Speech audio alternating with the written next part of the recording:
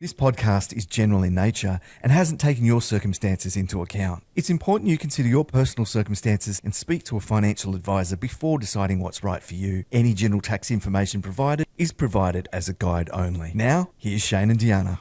Hi everyone, and hello again to Brad Creighton, who joins us on Simplifying Investing for the second time. Hi Brad. Hi Deanna. So the last time we spoke was 5 months ago at the beginning of April, which I remember because it was my son's birthday at the time. And thank you for coming to his birthday party. So since that time, we've seen quite a lot of resilience in share markets around the world, particularly in the US. So just to put it into context, the US S&P 500 since that time is up by about 9%. US bond yields have fallen from 4.7% on the 10-year. They're now at 3.9%. There's some more concern about the economic environment that we're in, some question marks about the shape of the US economy in particular. But at the same time, we saw a big fall in US shares over the course of just a few days, where from top to bottom, US shares were down by nearly 9%. And now they've rallied even higher since then. Aussie share market's still an underperformer, only about 3% higher. So it sort of seems like we have more risks on the horizon, or we have had more risks over the last 5 months. But the share market has still managed to prove quite resilient to these risks. What's been going on? Why have shares proven to be so resilient? Yeah, well, I guess there are always risks on the horizon that threaten to derail markets and expectations from whatever the base case is.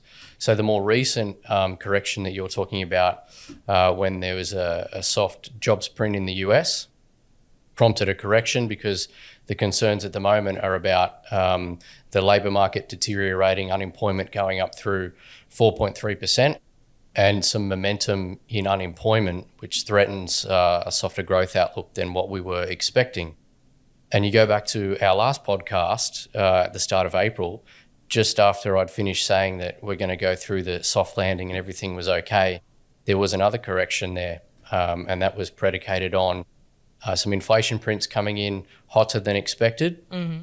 And that started to entertain the path of higher for longer, or even rate hikes were starting to be talked about for a week or two then. So I guess you were speaking about your probability back in April that the economy would have this soft landing, that equities would still prove to be pretty good investments. And I guess you were right on that front.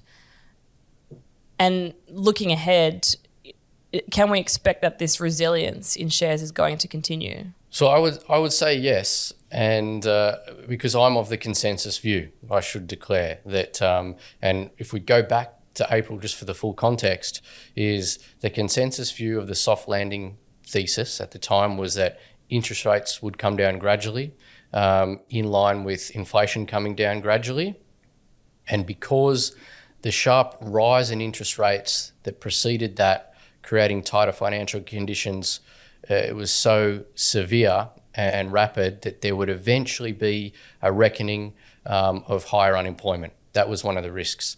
And the soft landing, the thing that people had the most trouble getting their head around is, how could you navigate bringing interest rates down just the right pace at just the right time before unemployment got out of hand? And that's kind of what's happened. And so when you talk about why have equity markets been so resilient, it's because somehow the Fed and other central banks have orchestrated this scenario where inflation's come down at the right moment in time, because just as unemployment threatens to go higher, they're now able to cut interest rates. And the proof of that, at least so far, is that corporate earnings, which is the ultimate kind of weighing machine of investments, have come in line with or ahead of expectations. 80% of US corporates to 30 June beat their earnings expectations, and that's historically what tends to happen. Australia was similar, in line with their historic average of about 40% beating and 40% missing. Different dynamic there in terms of the beats and the misses and the expectations. So corporate earnings have held up because the base case has played out. And despite the recent blip in US jobs market data, which prompted a correction that we've come back from, I continue to expect the economy to grow at a modest rate, and that will foster 10% earnings growth over the next 12 months in the US and about 5% for Australia. So does that mean that when we get these issues in markets, so things like the yen carry trade, which still probably has further to unwind, other types of risky trades that we may not even be aware of, perhaps, there's these sort of known unknowns out there, which I guess that there always are, but even rising delinquencies in the US and Australia, both for corporates, company insolvencies, even rising mortgage arrears for Australian consumers, and in the US for things like auto loans in the US and credit cards. Should we worry about those risks when they pop up, or are they a buying opportunity if your thematic is right about the current context that we're in? They're neither a buying or a selling opportunity, and I'll contextualize that with our current positioning. So rising delinquencies and even rising unemployment off a low base with the proper context is okay, but there's a path dependency to it. There's also, once these things start to rise, they can get out of hand, and you can never know for sure if central bank actions will alleviate those concerns or something else will eventuate because of them, a knock-on effect, which becomes a systemic thing. And you can never rule that out. But the tried and true multi-decade time frame, especially for an accumulator, argues in favour of staying the course and keeping investing anyway, because timing these things is very hard. And so when I look at those indicators, such as delinquencies, they're coming off an exceptionally low base. The only way for them to go was higher, but the level that they sit at today, in the long run historical sense, is not high.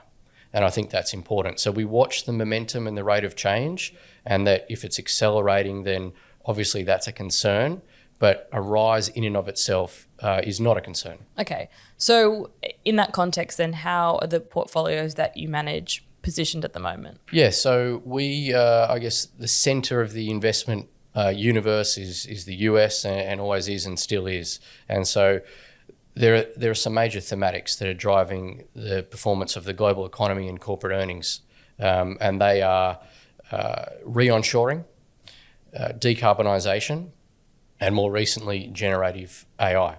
And all three of those themes alone are massive and worth trillions of dollars over the next decade and several decades, and they're all happening concurrently. And they're all quite early in their innings as well, as I see it. And so that's quite fertile ground for investing, and the epicenter of a lot of that investment is the US.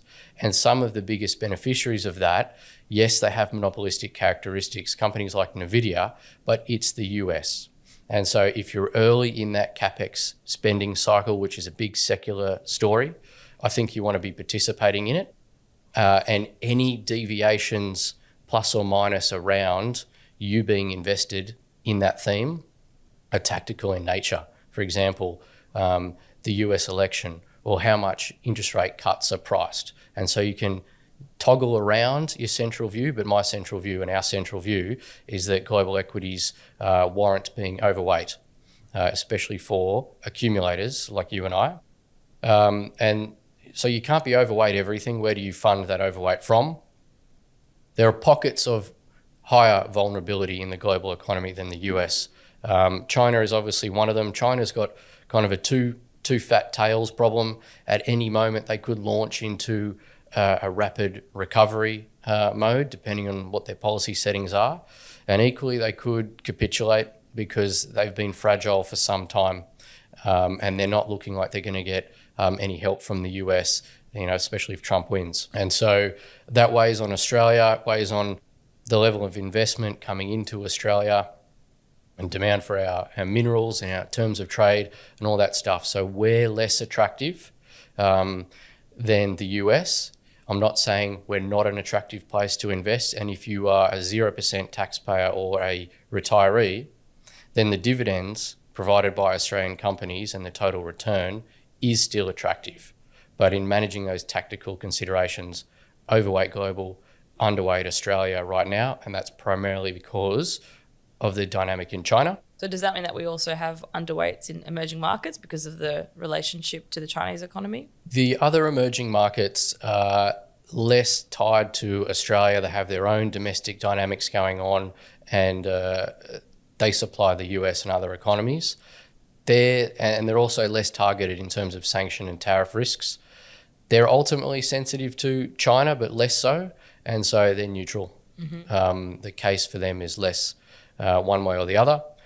I would say that listed real assets, such as global property and listed infrastructure as well, primarily because they've got high debt, they've had higher capex requirements in recent years as part of the decarbonisation regime and investment program.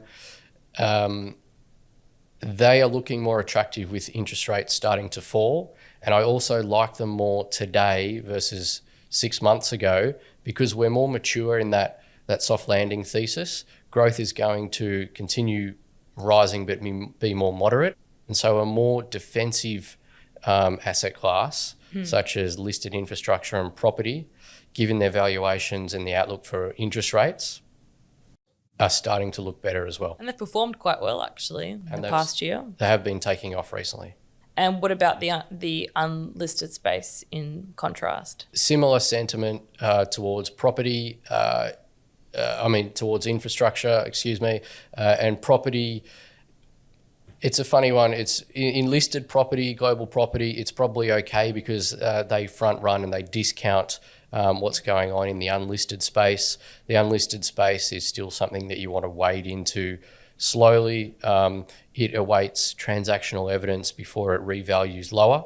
And there's a risk that if you're investing in a product that goes into the secondary market for unlisted property, that you buy a thing that still requires further discounting depending on what administration gets in and how the economy pans out over the next couple of years. So I'm a bit more cautious on unlisted property in aggregate. Yeah. But most growth assets, there's nothing particularly dire about them over the next 6 to 12 months. And how about the fixed income space? Fixed income, so global bonds and Australian government bonds, they're looking pretty neutral to me. They've fallen quite a way in the last 3 to 6 months. I think you mentioned 4.7 down to 3.9% in the US 10-year government bond. If I had to pick a direction, I'd be a buyer of US government bonds because with interest rates falling and growth cooling, I still think 3.9%, and given the long run levels, that could be 3.5 or 3, but you have to make a trade-off between where do I overinvest and underinvest. I still prefer equities at this point in the cycle. In some of our meetings that we've had recently, we've been speaking about the Trump trade, or I should say, I guess more the Republican versus a Democrat trade, depending on who gets in the November election in the US. So how do you see the potential implications for asset classes based on whether it's a red or a blue victory? Sure. So if I just take the polling on face value, there's about a 65% chance that there'll be a split Congress. Whether it's Trump or Harris in the presidency, the House will be the other way. And so that argues for more of a status quo kind of outlook because there's going to have to be a moderation in either side's views, either president's views to get sufficient votes. It's just likely that no material policies get traction. Okay, so all of the other macroeconomic content that I've been talking about still applies. So stay the course. And then so you've got around 35% chance of something more meaningful. There's a 10% chance of a blue sweep in the House. And so democratic policy can be ushered through relatively easy in that scenario. So there's a 10% scenario. So the way I'd frame that is there's a 10% scenario, 10% chance that the corporate tax rate goes from 21 to 28% in the US, which would be on face value a negative. I would say that versus historical experience of raising the tax rate in a more open economy where the flow of capital is based purely on the most efficient, higher productivity use of capital, there might be a risk of investment leaving the US and going elsewhere. But today, because of the focus on national security and re-onshoring and jobs, local jobs, I think it's less. And it's also not such a profound shift to go from 21 to 28. And if I put that in an earnings per share context, imagine if earnings per share for the US economy was meant to be 10% every year for the next 5 years. The way to approximate the impact of the taxes would be the US company's effective tax rate is about 20 cents in the dollar. And so 20 cents in the dollar, but now they're going to have to pay an extra 7%. So they're getting 73 cents in the dollar instead of 80. So it's barely a 10% change in their earnings per share. So that 10% becomes 9, which is not ideal, but it's not dramatic as well. It's not going to lead to a major correction. And then the other Harris policies under the Democratic sweep scenario, redistributing tax away from 400K plus households to the rest. I'll leave it for others to dispute trickle-down economics versus redistribution. But I think in a consumer-led economy, a larger middle class is good, or I'll just settle for it being much of a muchness. And her policy leaning and her party's policy leaning for investment in greens and renewables argues for more tax incentives to those industries and listed infrastructure in particular. So I think if I had to make one assumption and tactical allocation decision, probably be towards those listed infrastructure and infrastructure investments. Neither candidate looks fiscally responsible. Both of their programs sum to about the same amount, Harris slightly less. But in terms of the overall deficit picture for the US, nothing's changed. There's nothing especially irresponsible in terms of what they're both proposing.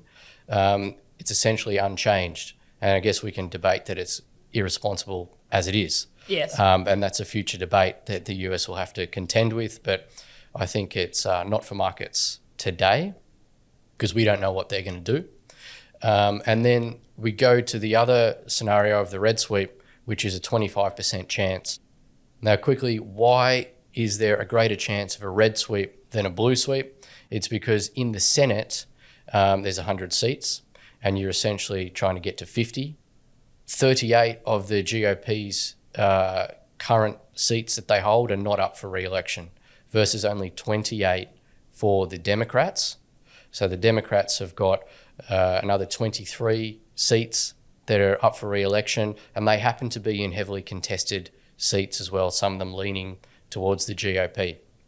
So the GOP or the Republican Party will probably win the Senate, and that's why there's a greater chance of a red sweep. Now, under a red sweep, there's essentially a 25% chance of most of the tax policies staying the same and 50 to 60% tariffs being imposed on China and 10% on the rest of the world. So really good for the domestic companies. The taxes will stay where they are, and really bad for any economy that's getting 50 or 60% tariffs. I think, though, what I don't know, and I don't think anyone does, is 60% on everything is obviously bad. And if you compare that to the history of tariffs, it would be a wrecking ball. Going back 100 years, it's massive. But I think it's more likely to be symbolic, 60% on some niche chip or part of the supply chain. And it will grow just like in Trump 1.0 presidency. It will grow as he tries to press for some kind of outcome or advantage. But on day one, it's not bang 60%. And it may also deliver some kind of windfall. We don't know that. Remember that re-onshoring itself is a windfall of sorts because it's investment. So it's really hard to come down one side or the other for Trump. The only thing I could say is I would be underweight China just out of caution in the initial phases. So basically, to sum up, under it, Democratic victory, unlikely to be a complete blue sweep. Market implications for markets, probably not really too much there, more of a continuation of the same. But under a Trump victory, and if there is a red sweep and it's easier for them to pass their policies, markets will probably like that, at least in the short term, until we potentially get some more clarity around the trade issue, which could be a big negative for shares. I think that's fair. And also just being humble. Remember last time markets were down, I think 9% on the day that Trump won the election. And as soon as he opened his mouth and mentioned all the great things he would do for America, they recovered. They recovered 7%. And so who knows what he can do this time around. I think it'll be the Diet Coke version of all of that happened in Trump 1.0. There's already a lot of tax cuts embedded in the system. And that's for a conversation at the end of 2025, whether they continue. And we're already on this path of tariffs and re-onshoring and friendshoring and all that.